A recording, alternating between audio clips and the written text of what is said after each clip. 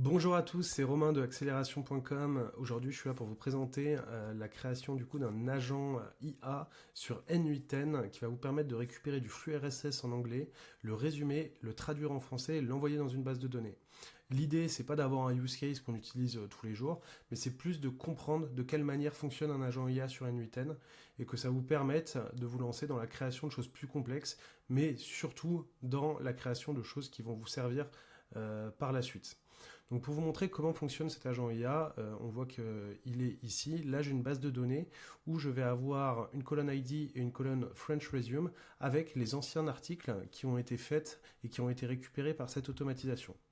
Là, si je vais tester mon workflow, je vois directement que je vais avoir une nouvelle ligne qui va apparaître sur ma base de données. Donc là, on voit cet article, il explique la création. Donc ça m'a résumé l'article qui était ici. Et ça me l'a traduit en français. Alors, comment cela fonctionne? Alors pour vous montrer comment ça fonctionne, tout d'abord, on va avoir la récupération du flux RSS en trigger on a pris ce lien de flux RSS, mais vous pouvez mettre un peu n'importe quoi. Ce lien, je vais vous le mettre directement en description si vous voulez tester. Derrière, on a l'agent IA. L'agent IA qui, lui, va être prompté de cette manière-là côté user et qui va être prompté de cette manière-là côté système. De la même façon, vous inquiétez pas, vous retrouverez tout en description ou sur notre site internet accélération.com pour pouvoir juste le copier-coller et l'intégrer directement dans votre agent IA sur N8N. Par la suite, vous avez juste à connecter n'importe quel LLM.